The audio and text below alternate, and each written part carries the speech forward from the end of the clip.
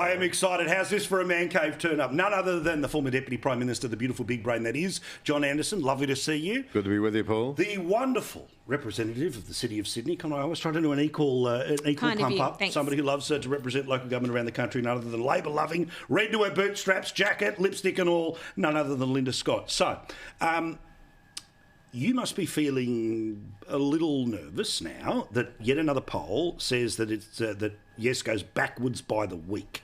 Do you get any sense that it is going backwards by the week?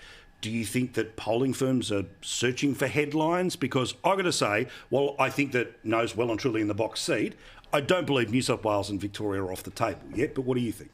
So, look, polls come, polls go, and polls in referendums They're all going in one direction. Always pretty weird, aren't they? Yeah. Like the Brexit polls were really, really wrong, right? So these are really difficult polls to do.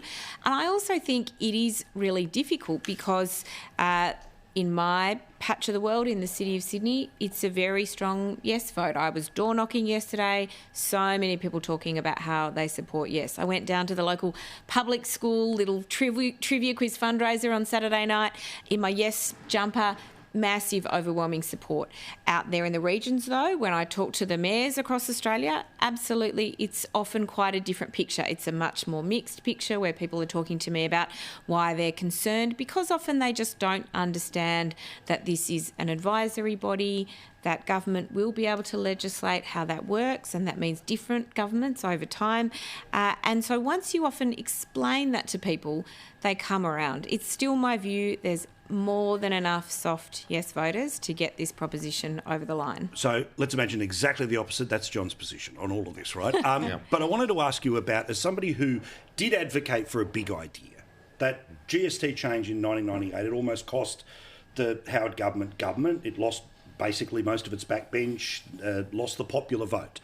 But I mentioned this last week, that one of the reasons I think it was successful was it was an offer to the public to take a whole bunch of stuff off the table and then replace it with something else. There is no such offer on the table in relation to The Voice. Nobody's saying NIAA, see you later, NAIDOC week, goodbye. There's no offer here. It's just building on top of a whole series of things that have got us to the failed place that we are, which I know is one of the ultimate arguments for the yes case. But as somebody who has argued a big idea before, I know you don't want to give free ideas to the PM, but what has he not done in trying to take people, even if they disagree with the idea, but just as tactics? Well, does anybody really think the Prime Minister tried to build a national consensus for this? No. That's the problem. It smacks of an old-class warfare approach. You've got a lot of people commenting on this. There was no attempt to pull the nation together, no attempt to work out what might work, no attempt to say either, if we engage in this great act of national reconciliation, which is dividing us down the middle, at what point do we say we're making progress? At what point do we ask people to meet us? Look, this thing is, as you know, as you've just touched on, it's being rejected in the regions. I can tell you there's quite deep anger about it. And one of the reasons there's anger for it is that there's a deep suspicion that, in fact, this just involves more and more and more guilt industry stuff and more money, when, in fact, Pearson himself belled the cat so effectively. Sit-down money is what's done the damage. So where's the quid pro quo? At what point do we say we keep making symbolic measures, we keep putting in genuine resources?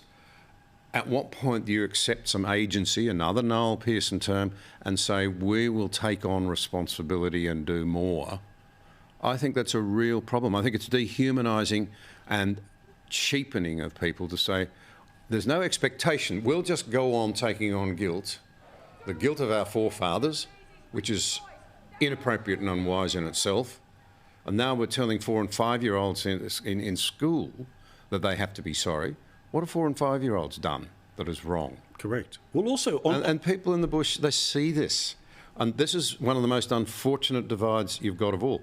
I've been in Sydney for the last few weeks because my wife has had a knee replacement, moving around, and I'm struck by... I'm going to be really blunt about this. Seems that the less actual involvement you've had, and I've grown up with Aboriginal people,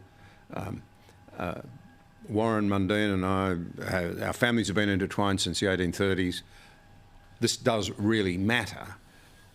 But there's a disconnect here between the people who are actually at the front line and see what failed policies have done and believe this is just more of the same, albeit with a big constitutional risk.